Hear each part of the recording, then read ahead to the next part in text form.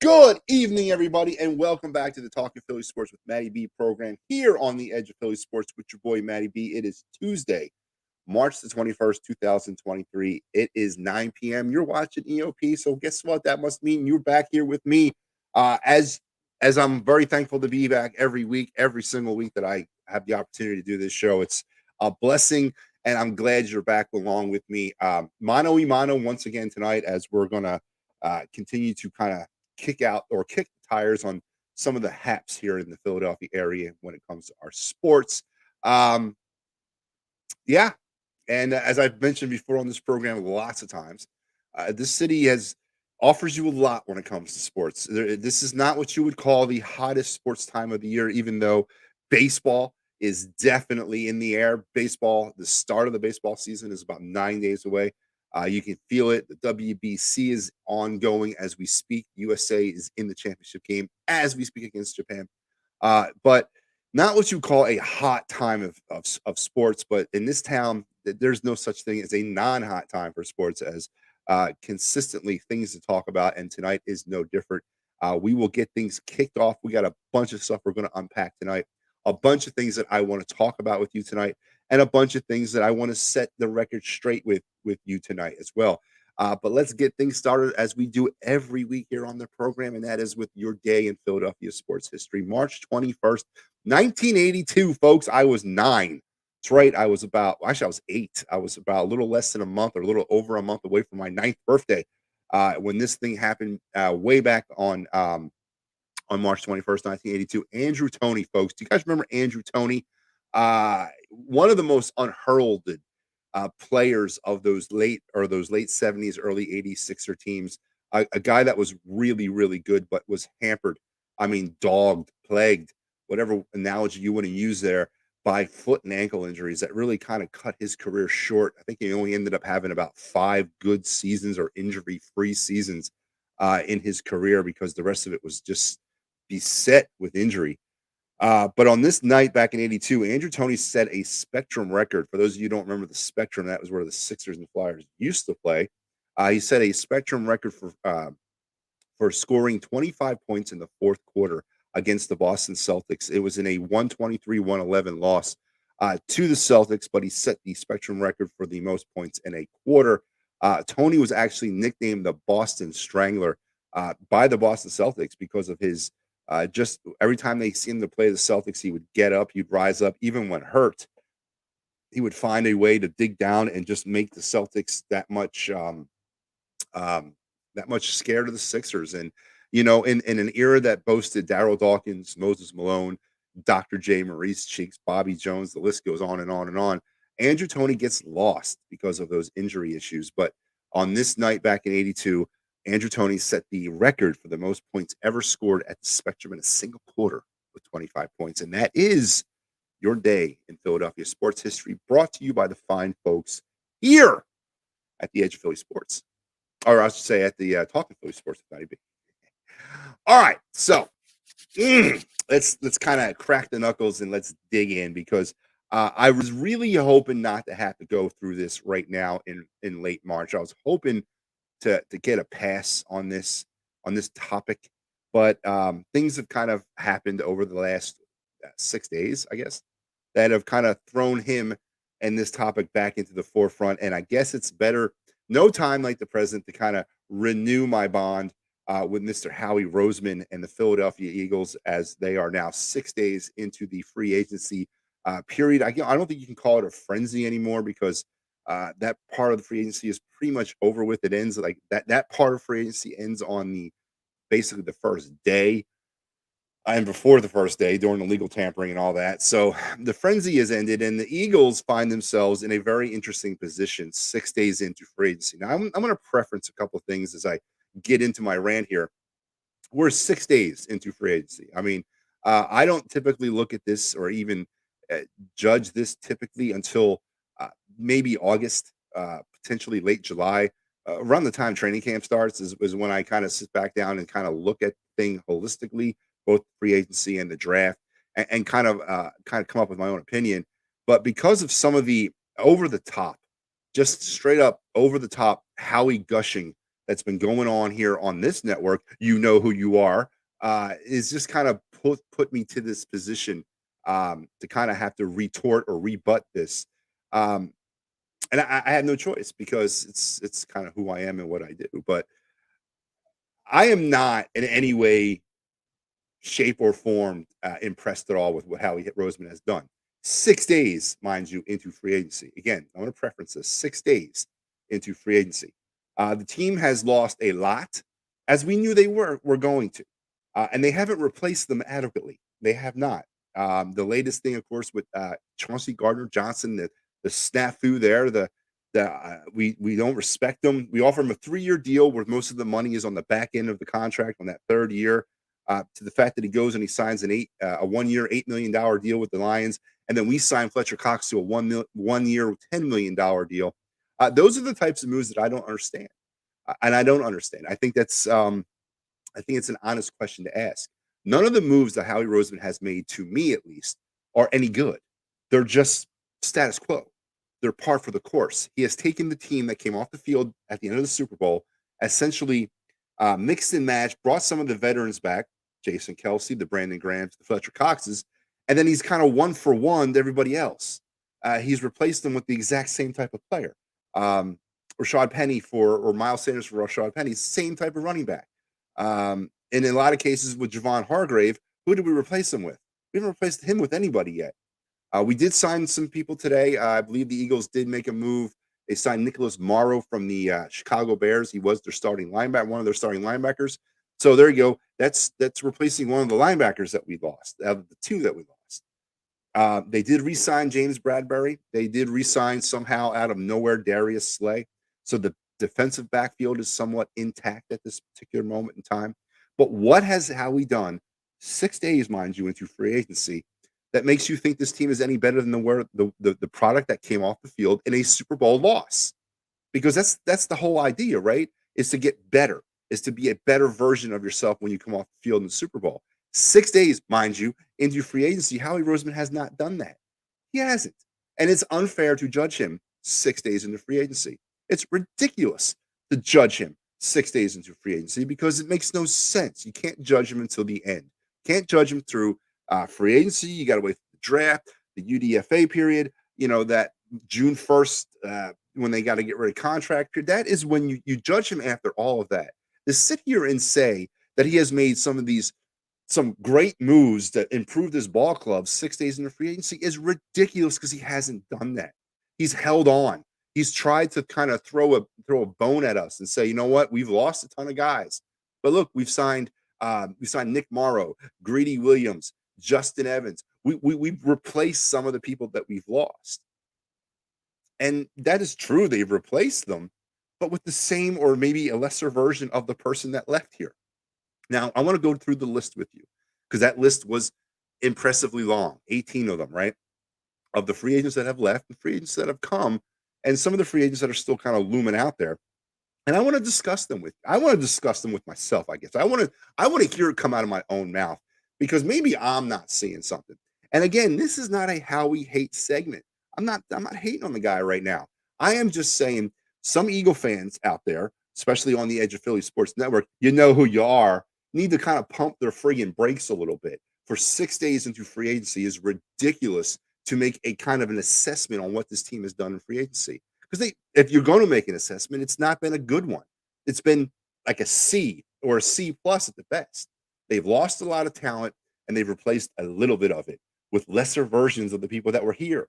And then the Fletcher Cox contract. Can anybody explain that to me? How is it we're going to take $10 million and give it to a guy who's about 3 years past his prime, and then let a guy like Gardner Johnson walk away for $8 million? Can anybody explain the rationale there? A younger player, more of an upside, more of potential, but we're going to sign an aging player to return to do the same thing that he's been doing, which is really not much of anything, for another year. Brandon Graham, another same type of situation. I understand the continuity aspect of it. I understand the fact that the 18 free agents, most of them are coming from the defensive side of the ball, and there was some concern about locker room continuity. and bringing back maybe one of the older players from the defense made some sense. Obviously, an all-time Eagle would definitely fit that bill. But why are we bringing back two of them? What's the reasoning for Fletcher Cox and Brandon Graham to be coming back? I don't get it. I really don't. Jason Kelsey, I understand that. But we've said it here on this program. I've heard it from other people all over the place. We've already drafted Jason Kelsey's replacement. When is that time going to be? Is this kid going to play out his contract standing behind Jason Kelsey? And then all of a sudden, we're going to, Jason, when he does decide to retire, now we're not going to have his replacement anymore because he's going to leave as a free agent. When is it time to kind of turn over the team to these younger players? I just don't get it. I don't understand how that is building a winner. I don't understand how that is building a sustained winner. To me, what that is Howie Roseman attempting to do what he did at the end of Super Bowl 52 was attempt to hold on to the past and run it back. We saw how that worked in Super Bowl after Super Bowl 52, right, folks? It didn't work out too well. Now, what makes us think that? And I thought Howie had scrapped that blueprint and said, you know what? I'm not doing that no more. I'm going to go with this 1 year buildup, 1 year tear down, 1 year buildup, 1 year tear down. I thought he had decided to go that route. It's almost looks like now he's doing like a hybrid. I'm going to run it back, but I'm going to build it up and tear it down in the process.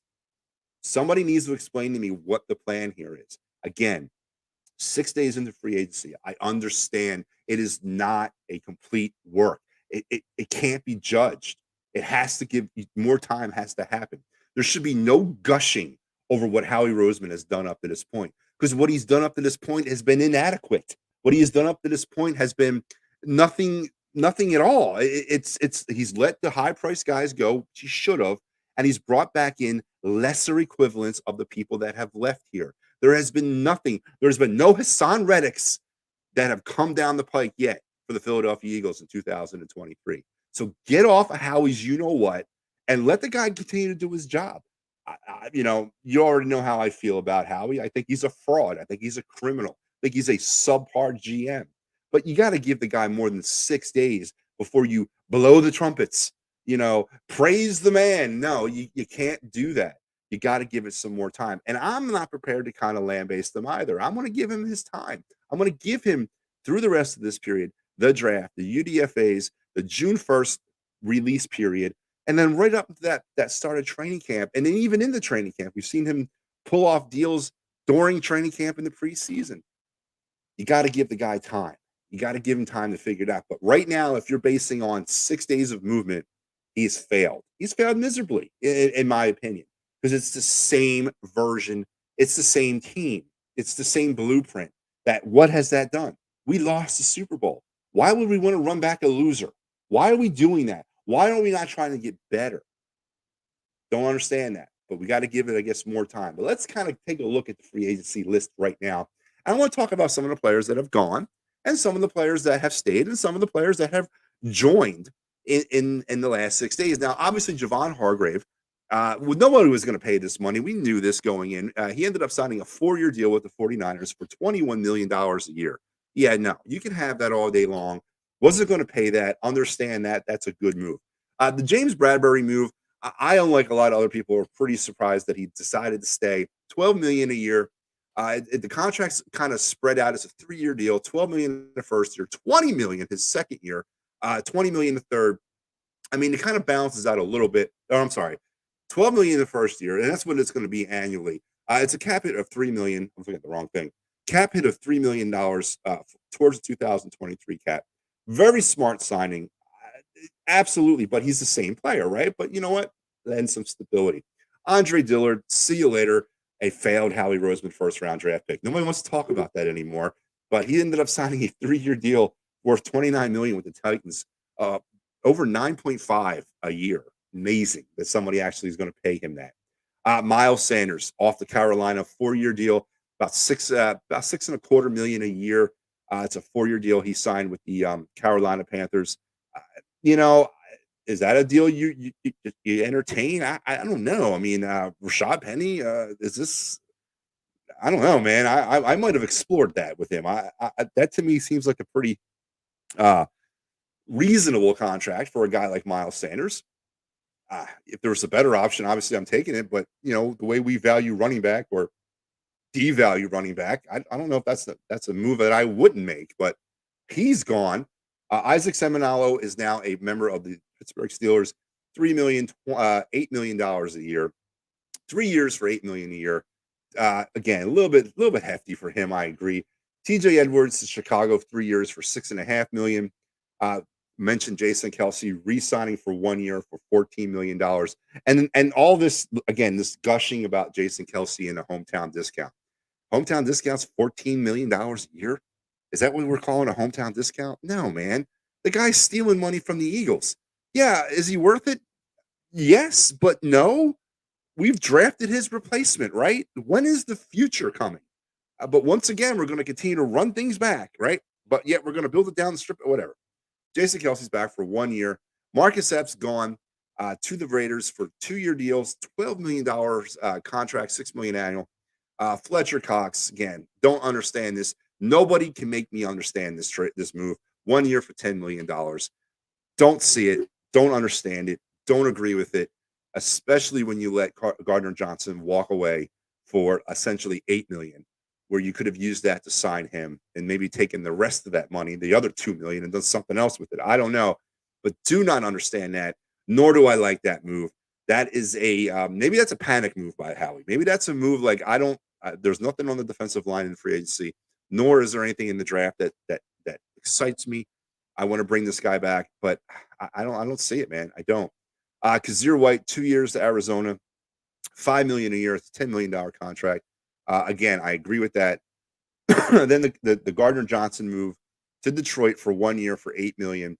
Reports were that the Eagles did offer him a 3-year contract, but it was a disrespectful offer because I think it was a $24 million deal, but 17 out of that $24 million were not until the last year of that contract. Again, how would you feel if you were offered a contract like that? I feel pretty damn disrespected as well. Why are they concerned or shocked and amazed that he decided to take his ball to Detroit? I don't know, but he's gone off now to the Lions.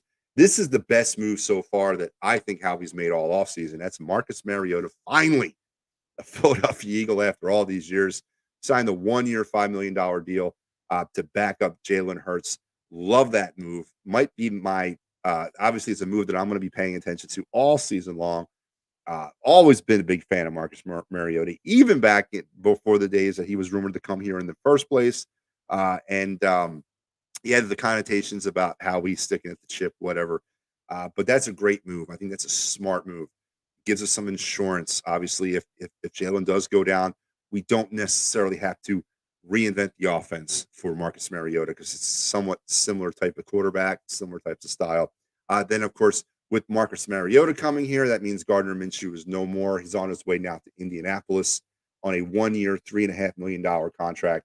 Boston Scott re-signed with the Eagles for $2 million.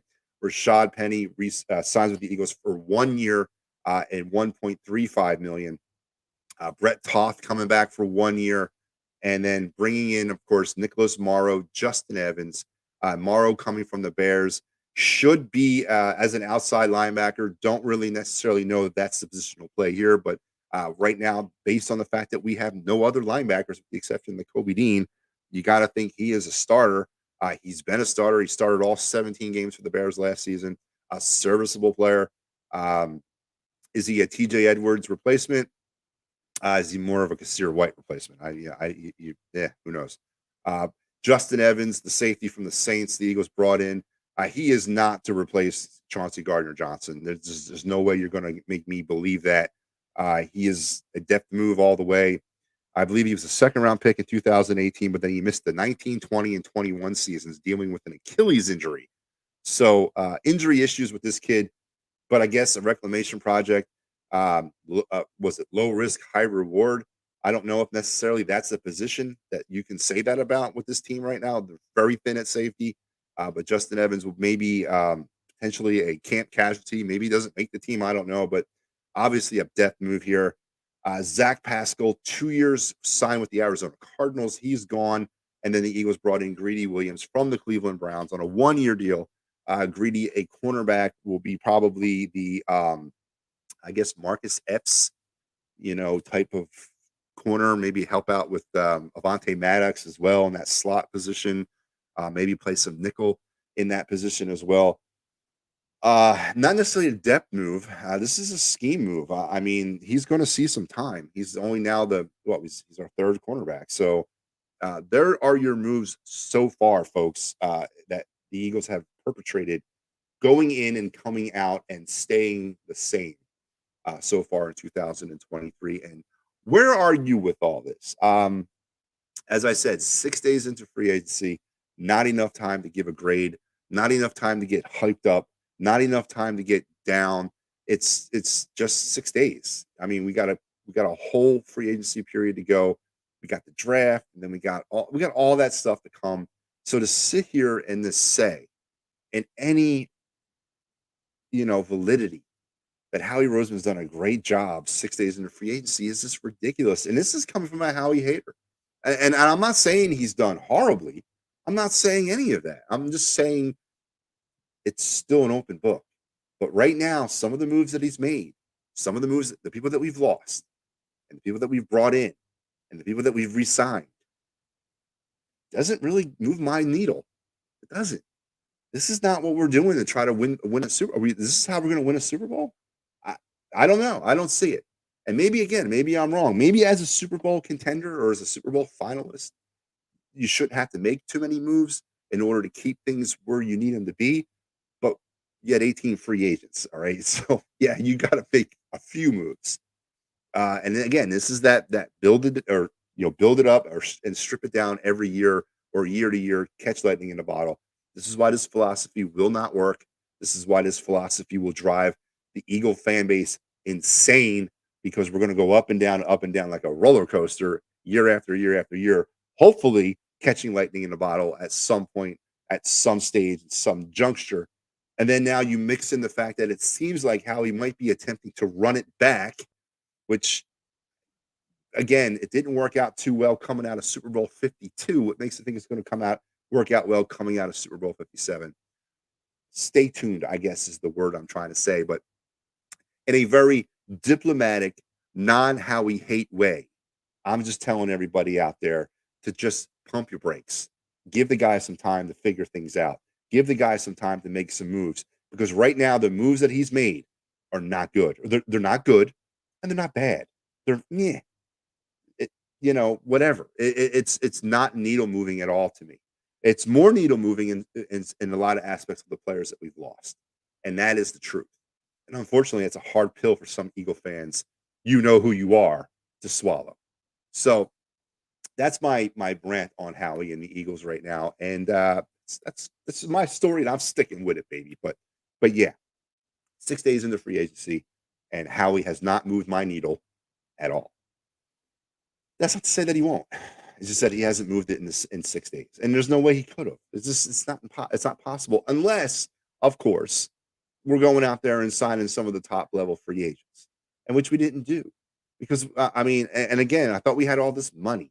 Well, why didn't we go after some of the top level guys? Why are we relegated to B level free agents? Why are we relegated to plug and play guys on 1 year contracts? Because this is the same issue we'll have to revisit next season. We're going to have to revisit Fletcher Cox and Brandon Graham next year. We'll have to revisit Rashard Penny next year. We have to revisit all of these positions year to year to year. I don't get that, man. I don't agree with building a team like that. I just don't. And you're not going to be able to sell me on it because that's not how you build winners. It's how you build gimmicks. It's how you build the lightning in a bottle. And that's not what we are here. I thought we were all about sustained winning. Maybe I'm wrong. Maybe the fan base has moved on without me and I'm stuck back in the 80s and 90s. I don't know. But that's not the Philadelphia Eagle fan base that I grew up with. The fan base I grew up with was all about sustained winning. It was all about trying to build a dynasty here in Philadelphia. And this fraud of a GM that we have now is not doing that. He's building it year to year. And that's not how you do it, man. It's not how you do it. It's not. Maybe that's how the Carolina Panthers and the Jacksonville Jaguars do it. It's not how the Philadelphia Eagles do it. But give the guy more than 6 days. Really kind of all I'm trying to say about that. So moving on to my next topic, it's more of a lighter topic, more of a more entertainment topic, and that's baseball. And I say baseball because I'm generally speaking of the sport, both in the major league aspect and the WBC. Man, I came on this show way long ago and was one of the first, I think, to kind of start talking about the WBC because I was really looking forward to it. The first one since 2017. They were supposed to do one in 2020. Obviously, the pandemic canceled it. Pandemic canceled it in 21, and then the lockout canceled it last year. So here we are, 2023, with the WBC and Team USA being the defending champions, find themselves as we speak in the championship game tonight against Japan. They are trailing 3-1. USA is, I believe, at bottom of the sixth inning right now. The one run, well, it's a Trea Turner home run. That's right, folks. Trea Turner. Trey, hold my beer, Philadelphia Philly Turner. 5 home runs, has set a new Team USA WBC record. Med have hit one of the greatest home runs in WBC history the other night back in the quarterfinals against Venezuela, a go-ahead grand slam in the bottom of the eighth to give Team USA the 9-7 lead, which they would eventually hold on to and win the game. He has hit 5 home runs, to include one tonight, and is killing it, man. Just killing it. And it's funny that earlier tonight when I was watching the game, and I'm going to go back to it here, hopefully, some game to watch when I get off. But the way the lineup was stacked this night, it was Schwarber, Realmuto, and Turner batting back to back in the lineup. I find that very interesting as they put 3 Phillies right there in the middle part of the lineup. Now, most of the damage Trea Turner had done previous to this game, because the home run he hit tonight was in a different position, but most of the damage he has done from Team USA standpoint, it's been out of that 9-hole in the lineup. I mean, what kind of lineup are you boasting that you got to put Trea Turner in the 9-hole? I mean, that's an interesting lineup, and that's definitely a potent lineup. And right now, as I mentioned, bottom of the sixth, 3-1 Japan over the U.S. in the championship game. But I got faith that the Team USA can kind of pull this thing off and bring home and successfully defend their championship by beating Japan tonight, hopefully, as the WBC championship game is underway. And Mike Laro checking in. What's up, Mike? How you doing? Absolutely, Trea friggin' Turner, Mr. WBC himself, Trea Turner, as he continues, again, responsible for the only run tonight that Team USA has had. But the WBC has definitely not has lived up to the expectations, right? Now, for some teams, it's been a nightmare. Fans of the Houston Astros, when they watch Altuve going off the field with a broken thumb, he's going to miss 2 months. Probably may have different ideas of it. And also the New York Mets. Man, listen, obviously, my feelings towards the Mets. Friggin' hate them. I'm not going to sit here and tell you that, I was sorry to see it. No, I'm not. But Diaz, the trumpet guy, their closer, one of the best, if not the best closer in the game, lost for the year with a torn ACL, celebrating a win for team. Was it Venezuela? Right? No, Puerto Rico. Right? Puerto Rico. Yeah, it's Puerto Rico. Blew out his ACL, hopping around the pitcher's mound. And again, you don't want to see that. Obviously, you don't want to see anybody get hurt, right? But boy, is that not a New York Met way? Lose your closer for the year, in the WBC on a celebration. I mean, you could see it maybe in the heat of action or in the heat of battle, whatever. But to go down on an injury during a celebration, that kind of sucks. And but again, I'm not going to sit here and lie to you and tell you that I'm upset. I'm not. Don't want to see anybody get hurt. But screw the Mets. But a lot of talk has been about, well, is this the right time for the WBC? Is this the right time? Listen, the WBC is not an event that happens every year. It's supposed to be every 3 years. That's when they do it. And obviously, because of the pandemic, it's been kind of pushed back further and further and further. I feel it's one of those pleasant distractions. Spring training baseball stinks. It's boring. All right. Looking at No Name Rodriguez pitching for the Phillies, who, he's going to end up in Clearwater, in a week. Why do I want to see that? Right. To watch meaningful baseball in early March or in March to kind of fill up the spring training time, as this thing is over tonight and we got the regular season starting next Thursday. So the WBC did its job. It filled up some time till we get to the start of the baseball season. Now, I understand, with the injury aspect, but the injuries that have occurred in this tournament And I'll look at the two, one to Diaz and the other one to Altuve. Those are types of injuries that can occur in any baseball game at any time, at any venue, on any field. A broken thumb and a torn ACL. Guess what? They happen every year. Um, Talk to the Dodgers. Back early on in spring training, was it like day 3? They lost Dansby Swanson to a torn ACL when he was sliding into third base. That was in a spring training game. I mean, it happens. Unfortunately, it does happen. You don't like to see it, but just because it's a WBC game, it has no bearing. It's a game. It's a game that they played. Uh, would you feel better if it was during a meaningless spring training game? No, I mean, I wouldn't. It's an injury. It sucks. Any way you look at it. But to say that it's a WBC shouldn't be played because these players are getting hurt.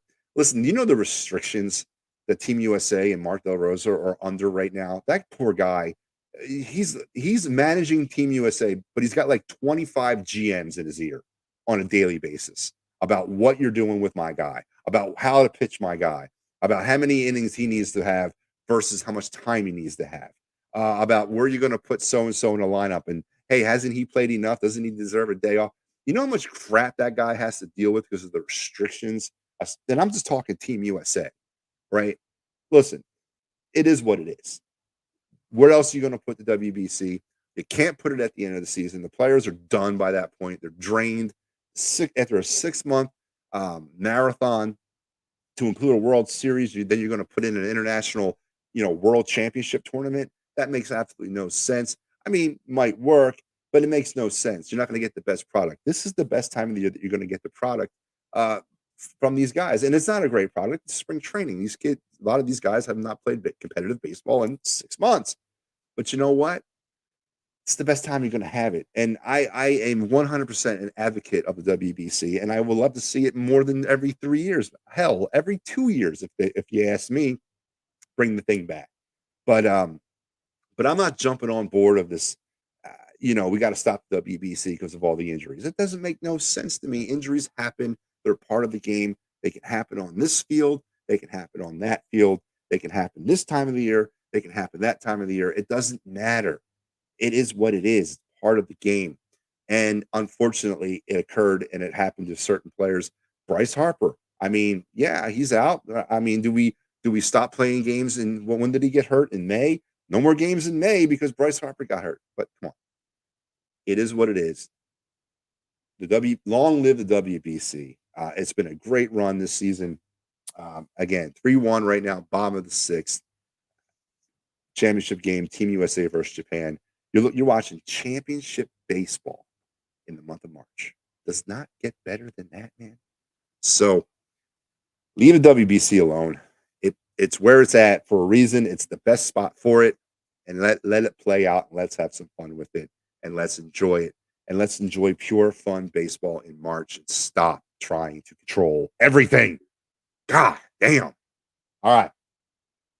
That leads me to the Phillies. Now, we are 9 days, as I mentioned at the top of the show, 9 flipping days to the start of the regular season in Arlington against the Texas Rangers. And right now, I couldn't tell you who the 5th starter is for this baseball team. Obviously, Andrew Painter and that experiment, as I mentioned on this program before, is pretty much done for the year 2023 as he's dealing with some mystery shoulder issues and elbow issues that the Phillies don't want to tell us about. That's basically going to shut him down, I would imagine, for at least the next month.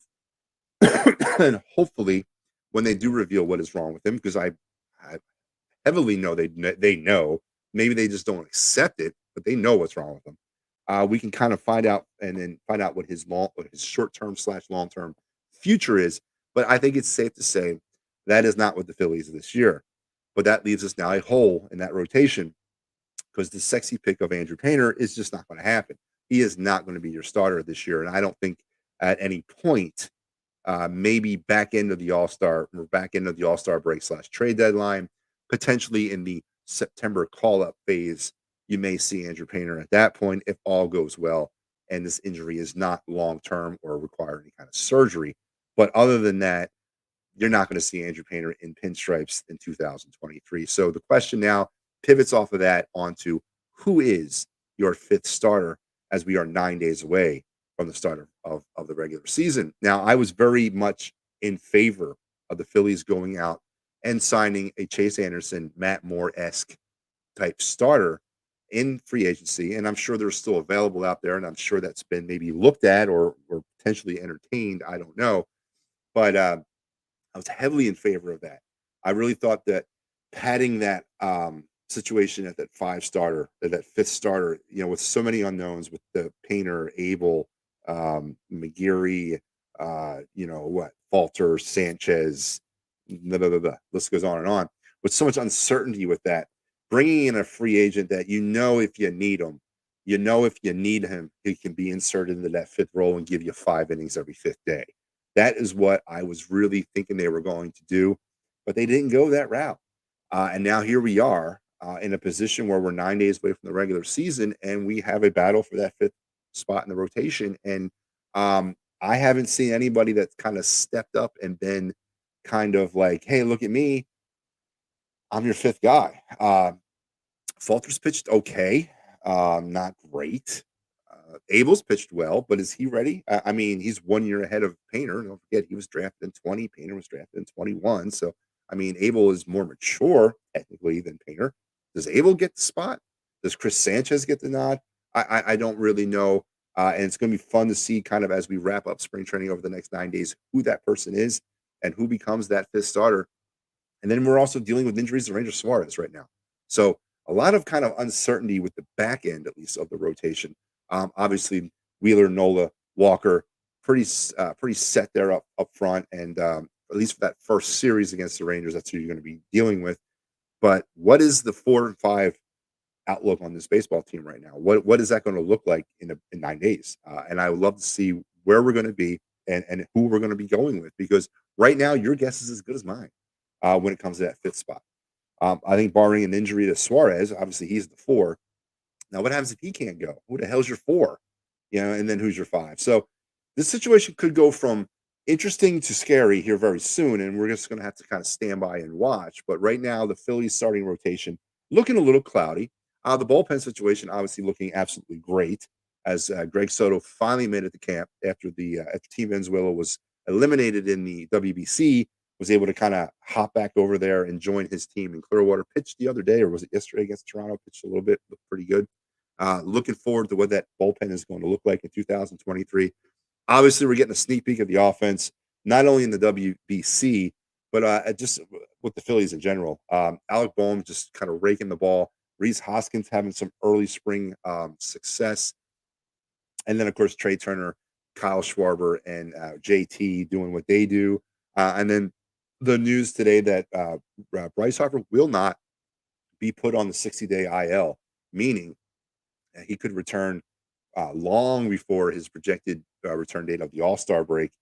So they're now saying maybe late May is potentially when Bryce Harper can make his way back to the lineup. So he will not be put on the 60-day injured list to start the season, which is an interesting move by the Phillies, as they're going to keep his roster spot open. Hopefully thinking that he's going to be joining the team here very soon. And that's good news.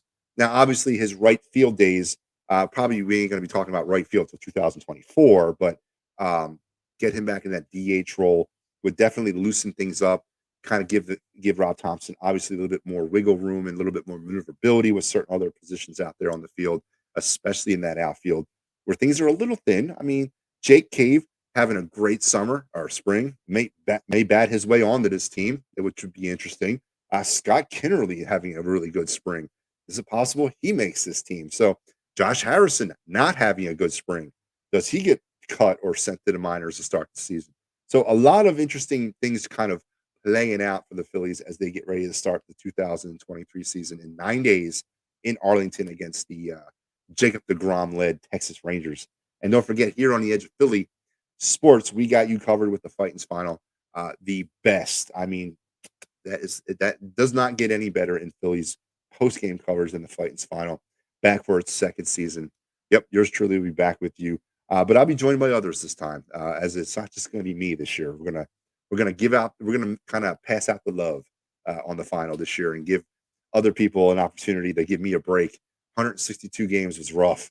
That was a rough summer, man. But the Fightins Final will be back, so we'll be covering all that for you here in. I can't believe it, 9 days as the season is is almost upon us, and some questions to be answered. Who's the fifth starter?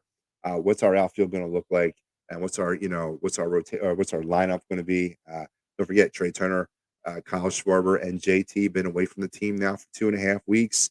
They've been playing in the tournament. That does not follow the new rules of baseball. Doesn't have a pitch timer.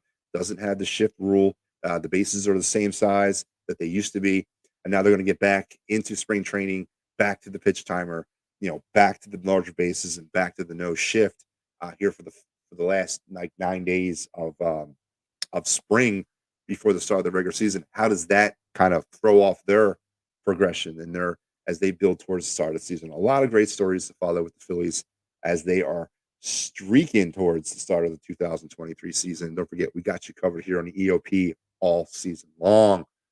Finally, let's wrap things up with the Philadelphia Flyers. As I mentioned, with the excitement of the Phillies season starting, the merciful excitement of the ending of the Flyers season is definitely upon us. As the Flyers have given us a lot to be thankful for. lot of head shaking, right? Lot of things that really kind of need to be worked out, obviously, with this team. They fired Chuck Fletcher last week. Danny Verreer's been on the job now for 2 weeks. Flyers are playing better. I mean, last time I looked, they were putting it to the Panthers 5-2. So don't know where that game stands on right now, but obviously any win right now kind of hurts us when it comes to the future of this team. So, but it's good to see them playing well. It's good to see them playing well with the young players.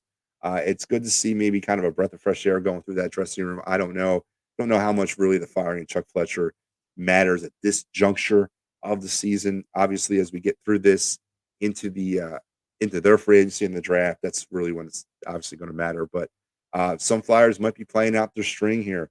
You might be seeing Kevin Hayes, Ivan Provorov, Travis Sanheim, potentially Joel Farabee, players like that, maybe TK, maybe Carter Hart. You might be seeing them for the last time in Flyers uniforms here for their foreseeable future in their careers. So the Flyers have missed about 7-game home streak or homestand as the longest one of the year. So if you want to get out there, make sure you get out there and check out the Flyers. It's not winning hockey, but it's competitive hockey, and then just like we thought it was going to be all season long, as this team mercifully comes to the end of a very trying 2022-23 season. And we had it all for you here on EOP, as of course Clear the Ice, my other post-game show that I've been involved with all season long. So, and we'll be continuing the coverage all the way up to the 28th of March. We're gonna stop with our shows on the 28th because we got the final coming up, but we'll be giving you articles and all that stuff all the way out through the end of the season. But make sure you're checking everything out here on EOP. And just a reminder, here is that schedule. It is Tuesday night. You're with me here on Talking Philly Sports with Matty B. Kelly Greenhour was earlier, Chalk Talk, and then Clearing the Ice here starting a little bit with the Talking Flyers, Panthers. Tomorrow you got Party on Broad, Philly Press Box Radio, and the Edge of Philly Sports Live, and everything else that is offered here on the Edge of Philly Sports. As I mentioned at the top of this show, there is never a dull time in Philadelphia sports, and you can definitely tell that by looking at this graphic and all the great things we have to offer here on EOP. And you know who else has some great things to offer, like Quizzo, music, great times, memorabilia giveaways, and you never know who might walk through the door. It's PJ and everybody else down there at Dolan's. Make sure you head on down to Ridley Park in Delco and check Dolan's out for all those great things, as I mentioned, and more at Dolan's. Philly Sports Trips. You want to travel like the pros, do not look any further than Philly Sports Trips. Trip to New York City, or the Bronx, sorry. Check out Phillies and Yankees on April 3rd. That'll be the second series of the season, right after they finish the Ranger series. They're also heading down to Kansas City on April 27th to the 30th for the NFL draft. Should be an interesting time for the all Eagles fans. A little 2-4 out there in Denver on May 13th to the 16th. Some Union soccer and some Phillies baseball. Go ahead and check them out. And then don't forget the big trip there to London and Leeds on May 24th to May 30th, heading across the pond. Travel like the pros. Go to phillysportstrips.com and check out everything, because they have more to offer than just that, folks. They have a lot more. And if you're looking for sports tickets, concert tickets, or theater tickets, look no further than Sherry's Ticket Town at www.sherrystickets.com. Family owned and operated since 1946. Great prices and no hidden fees. And remember, you save an additional 10% with the promo code of EOP10 Sherry's Tickets Town. Check them out, please. And check this man out. If life has thrown you a curveball or two, workman's comp, motor vehicle accidents, personal injury, or criminal law, Dave Cherry, 610-565-0300 or www.cherryinjurylaw.com. Tell him Matty B, EOP, and Talking Philly Sports with Matty B sent you. He shall take great, great, great care of you. So that was pretty much the news. And then here we go. Hey, where's that cool bald guy doing Clear the Ice? Asking for a friend. Yeah. Okay. So the cool bald guy should be getting ready to do the Clear the Ice show here in about a minute. So hopefully that's the cool bald guy asking me the question. So I am up against Clear the Ice. Let me wrap things up here. Wow, man. Why don't you just bring out the hook next time? A little bit more subtle there, Al. Remember the old hook where they would just yank you off the stage? Let's try that next time. Maybe I'll get the point better. No, don't forget, Clear the Ice is coming up right after me. Folks, it's been an awesome experience being with you, as I always am every Tuesday.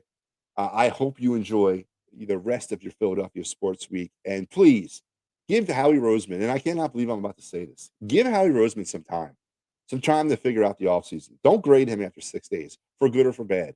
Give the guy some time. And you're right.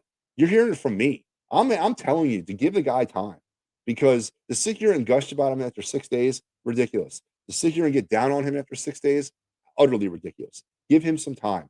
There's a whole offseason left to come. But anyway, until we talk again, that is the news, and I'm out of here.